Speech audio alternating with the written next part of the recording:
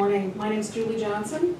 Thank you for serving us and thank you for being here this morning. This audience may be very interested in how the rest of the appropriations process will play out. Some key decision dates are coming up in the Appropriations Committee, including how much revenue we'll have to spend. We have one member of the committee and a couple of former appropriators. Perhaps you can give us an insight as to how the process will work from here. Thank you. Thank you for the question, Julie. And also, I have to give credit where credit is due, and you folks know this, but Julie Johnson is a tireless advocate for a lot of different issues that hit very close to home. And she's followed the northern bills over the years. She's followed the Aberdeen, Brown County area issues over the years, local economic development issues, and has been very effective in advocating on your behalf and seeing bills through the process. On February 13th, I believe it is, we will be sitting down and adopting the revenue estimate for the year. And that's going to be based upon what the Board of Economic Advisors has provided in terms of their feedback. They had a meeting on, I believe it was January 25th, with some of the, I guess it's essentially the think tank. There's a lot of high-profile experts on local economics here in South Dakota, and then they bring in the chairs of appropriations and a number of people from the governor's staff, and then we get the February revenues in, and that helps us to further establish whether or not they're on target. And after that, we adopt the revenue estimate and go forward.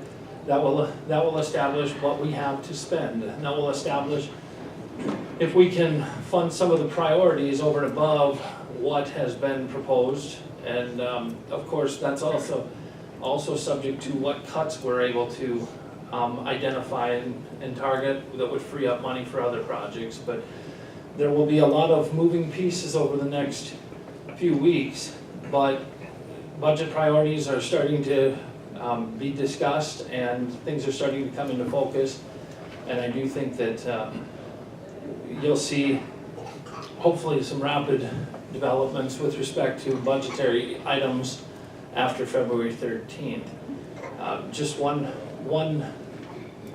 I didn't want to get into a back and forth, but I did want to try to address the last issue one more time with a little more, being a little more thorough.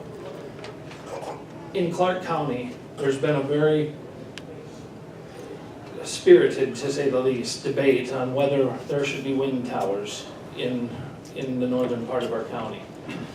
And the county commissioners have okayed the project, the PUC has okayed the project, much to the chagrin of some, but we have wind towers in Clark County. Down in Lincoln County, they've killed wind projects right and left, as far as I understand, to the point where no developers are even looking at Lincoln County. Yet Harrisburg is the school district who benefits the most from the redistribution of other funds. So, to the extent that our state law serves as perhaps an impediment to economic development, as far as people saying, if we don't benefit in the long term, why would we do this? And I've heard from wind developers that that's happening, that they're being told by their county commissions, we're not interested because over time the school loses out and we can meet our needs, as is, without having to incur the extra expenses of maintaining roads to a much greater degree because of the wear and tear on the roads that will be caused by the additional heavy equipment and whatnot. So there's a point and a counterpoint, and I just wanted to share with you also that we can separate out those local economic development dollars from the fines and the fees that are treated as other funds. So I'm hopeful that we're able to do that. We wouldn't be taking away all other funds, or we wouldn't be pulling all other funds out of that per student formula, but we were the new funding formula. But I am talking about taking the local economic development funds and treating them differently. That's And then I was hoping that perhaps somebody else would weigh in on the issue on appropriations, as a couple of former appropriators were, I think Senator Northrup has served on appropriations in the past anyway. And he's very knowledgeable on the issues, so I don't know if I'm stepping on your toes, but if you'd like to comment, because I don't know that I've necessarily given a thorough recheck. Thank you, Senator Greenfield. Brock covered it pretty well.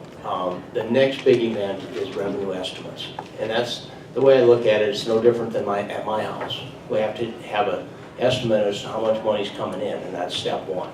And then Governor Dugard was famous for, he said, saying, we will not spend what we do not have. And so we continue to practice that. So we expect approximately $1.7 billion in the revenue estimate. So that gives us a budget. And then it's our job to allocate that money among the needed projects, education, taking care of people that need taken care of. And this year, nursing homes are going to be high on the list. Aspire is always high on the list, and they take care of people that cannot take care of themselves. And then the third major expenditure is the courts and the jails, unfortunately. So, step one is let's figure out how much we got. Step two is I got a committee of 105 legislators that decide where we spend that money. And as I talk to fellow legislators, nursing homes and Aspire, taking care of people is going to be a priority this year. We historically have focused on one thing per year. A few years ago, we said roads were in terrible shape and we had to do something about it. A few years ago, we said education, K through 12 funding was a critical need, and teacher salaries. So this year, I think it's nursing homes. Thank you.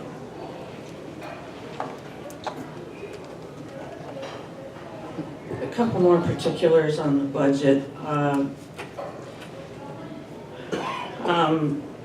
This year, mid-year correction, we have $34 million decrease in what we thought we were going to have for expenses, and that's nearly all of it is in social services, and it's because for one reason or another, the number of people eligible to be covered by Medicaid is decreasing, which is a good thing.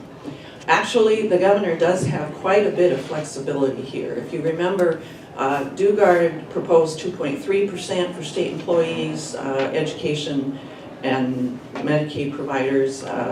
Governor Noem went up to 2.5%. She also is doing some extra targeted increases for Medicaid providers, quite a few extra dollars for meth prevention. I'd say, as far as I'm concerned, one of the big decisions to make. She had a couple of special purpose appropriations. The $5 million she is suggesting of state general funds to go toward rural broadband providers. I am not in favor of that at all. I'm quite familiar with how much money telephone cooperatives have put into rural broadband in this state in the last 10 years. It's $500 million. There's also a universal service fund at the federal level that providers can tap in order to provide those services. And I think that nursing homes and community support providers could use that money, double the money because of the federal match, and make it go a lot further. She also, there's $4.6 million going to a state radio improvement program. We spend a lot of money on law enforcement communications and 911 communications in this state. It's pretty dizzying and also difficult to understand if there's any alternative. Nursing homes, I am going to glom onto, and I'll do it real short. Just give you a couple of bill numbers. Representative Stephen Cleary did House Bill 1060. If you saw South Dakota Focus last night, you saw him presenting his bill. It was a bill to give some money, to appropriate money to nursing homes. We have several nursing homes closing. We have a particular problem along any community that's within 60 miles of a border, state border, because if you're private pay, you don't want to be a patient in a South Dakota nursing home, because you're going to pay a whole lot more than you would if you were a private pay patient in North Dakota or Minnesota. Because in those states, they have laws that say that they can't charge a private pay patient more than a Medicaid patient. Well, since it's not that way in South Dakota, private pay patients pick up the burden for at least 1/3 of the cost of a Medicaid patient next door. That makes it even more difficult for nursing homes on the border to survive. So he had a bill to appropriate. It would really only fill about 1/3 of the underfunding, but it's a start. It was a way to do the start discussion. That bill was referred to appropriations, where it will languish until the last day, and appropriators will decide how much money they want to, additional money they want to appropriate to nursing homes. We felt it was an important part of, everybody in the legislature needs to understand the crisis that nursing homes are in. And so I have introduced a similar bill in the Senate, Senate Bill 158, so that we can also have the hearing in front of senators about what the price is of not valuing our elderly enough to, and the facilities and the workers that do that real hard work to fund those nursing homes.